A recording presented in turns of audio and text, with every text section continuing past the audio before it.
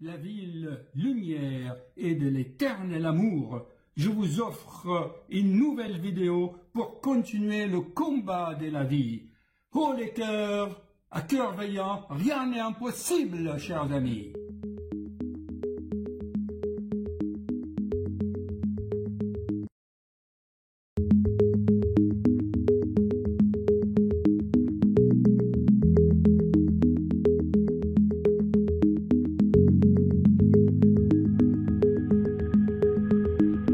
Allez, bonjour chers amis, il faut lancer, ça va faire presque 40 minutes que j'essaie de préparer en quelque sorte le plateau de cinéma, de la mise en place pour tourner cette vidéo. Parce qu'à chaque instant, c'est une inspiration nouvelle. Ce matin, après la consultation, j'ai eu cette idée. Vous savez, de plus en plus, nous avons de retraités qui passent dans mon cabinet pour faire des bilans.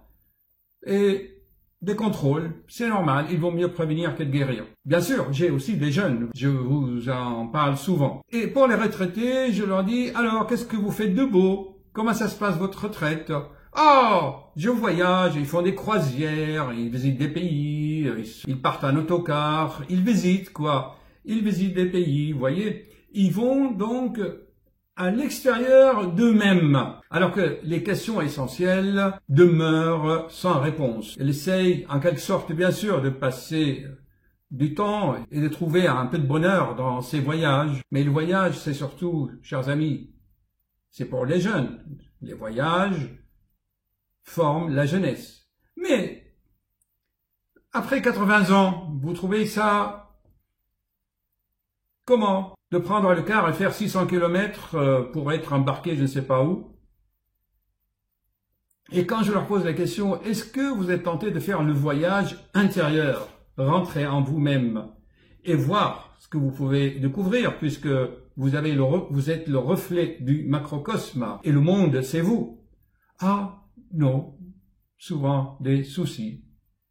Mais alors, avez-vous trouvé des réponses aux questions essentielles de la vie? Qui suis-je? D'où je viens? Où j'y vais? Pas de réponse, hélas. On est préoccupé. Ah, l'autre, il veut pas que sa femme décède avant lui ou après lui.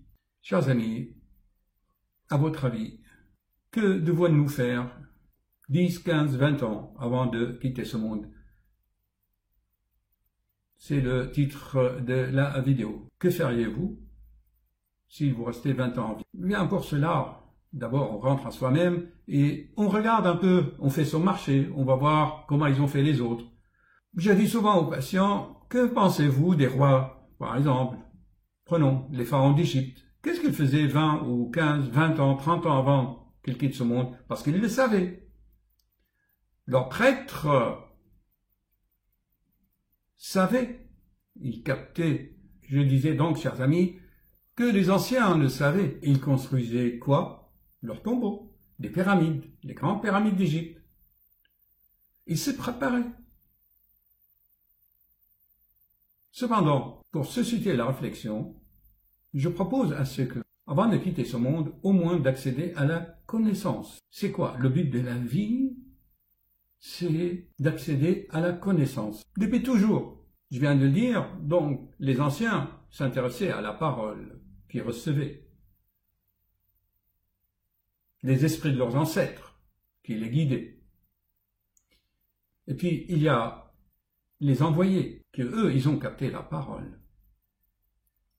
Le prophète Mohammed incitait ses fidèles à rechercher la science.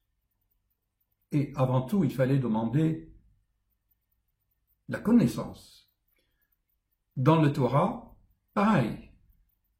Il y a tellement de préceptes, de commandements pour vivre en paix et être heureux. Or, ceci n'est pas mis en pratique.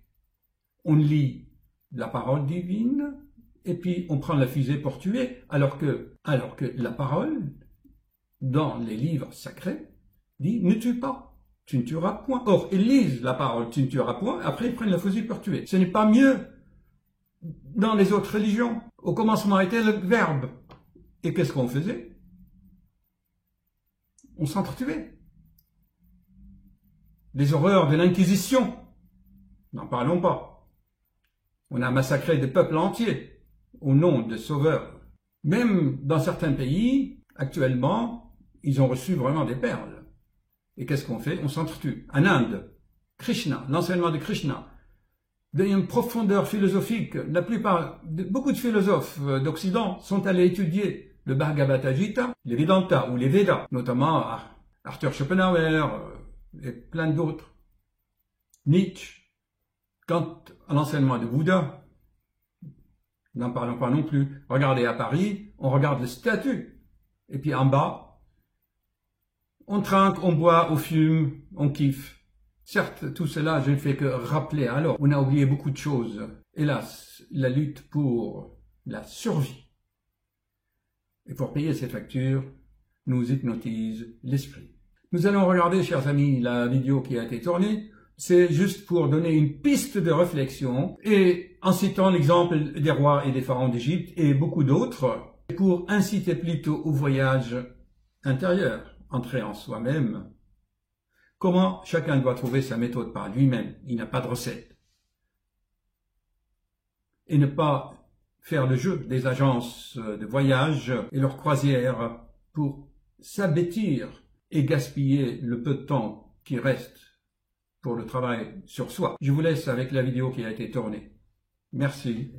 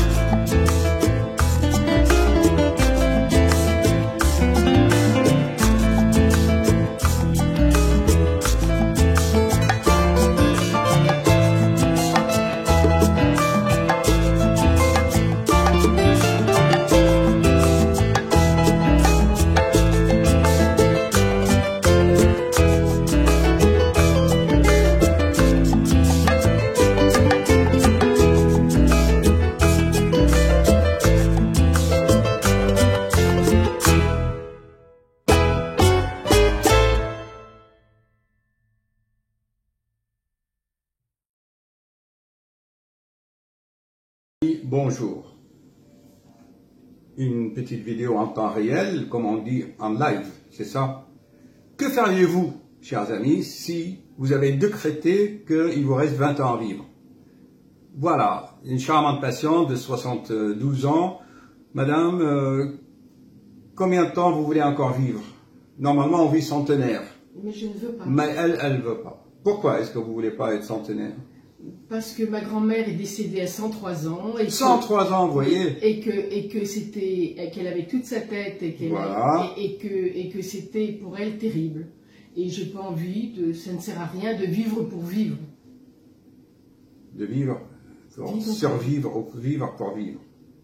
Que feriez-vous à sa place pour ne pas avoir une telle agonie en quelque sorte?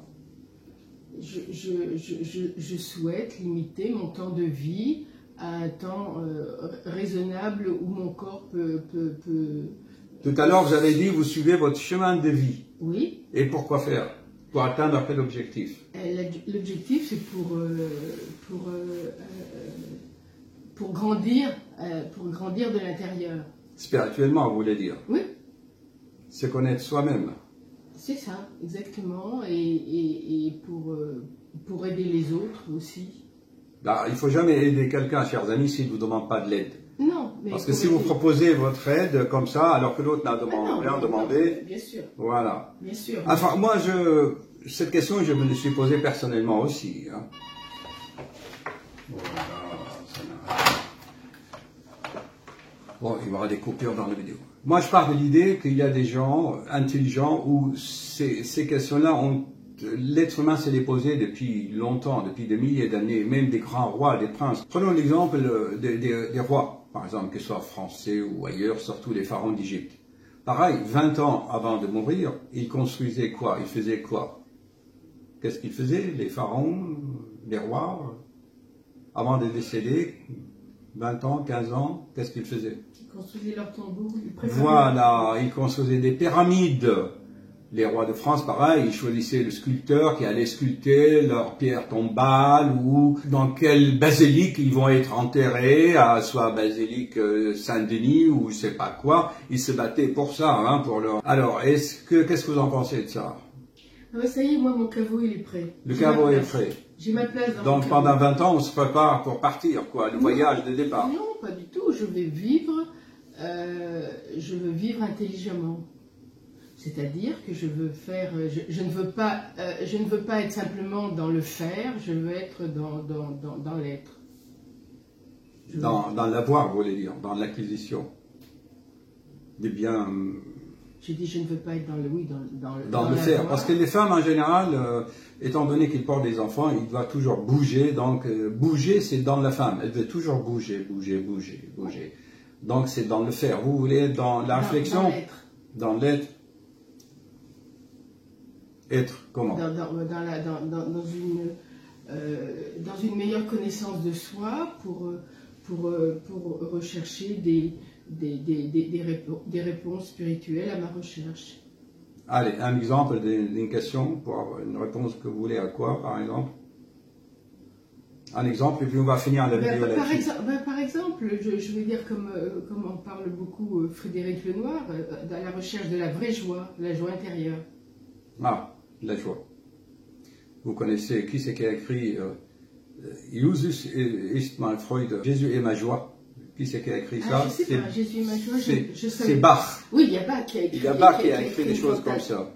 Des cantates là, Jésus est ma joie ou Ave Maria. C'est ça, donc trouver la joie de vivre. Oui. Pendant les 20 ans. Voilà, la vraie joie intérieure. Celle qui ne s'enlève pas, celle qui continue à exister en dehors même des problèmes qu'on peut avoir dans la vie courante et indépendante. D'accord. Ok, alors pour cela, moi en ma qualité de médecin, j'essaie d'aider dans ce domaine. Pour avoir la joie de vivre, il faut déjà la caisse de résonance de cette joie qui est le corps. Donc il faut déjà commencer par prendre un peu soin de son corps. Voilà. Pour qu'il reste bien pendant les 20 ans.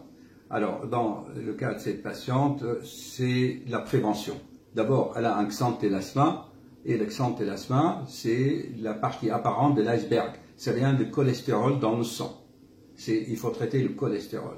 Et nous, les cardiologues, quand on voit le xanthelasma, c'est un signe de coronaropathie. Ça veut dire que les artères commencent à se boucher petit à petit. Et comme les artères dans la médecine chinoise, on les appelle les canaux de la joie de vivre, vous voyez, que vous êtes en train de boucher petit à petit. Vous m'avez dit la dernière fois que j'avais un flux de jeunes filles. Oui, au niveau des carotides. Oui, mais là, ici, c'est au niveau des capillaires. Là, ici, on avait fait les carotides qui étaient magnifiques.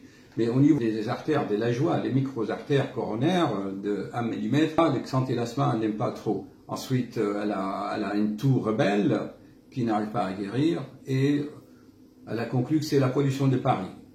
Alors maintenant, est-ce que l'être humain est prêt à tout chambouler pour être en bonne santé? Et quand il est en bonne santé, il pourra être joyeux, il pourra profiter ou déguster la joie, non? Oui. Bon, la patiente est tout à fait prête si elle constate pendant des vacances que la toux diminue, par déduction, donc c'est la pollution de Paris, puisque loin de Paris n'a pas de toux. Donc, on espère, chers amis, que ce changement, peut-être, le fait de quitter Paris, pourra améliorer et lui donner la réponse à ces grandes questions, retrouver la joie, puisque le bonheur c'est dans le pré. Que pensez-vous de cette synthèse?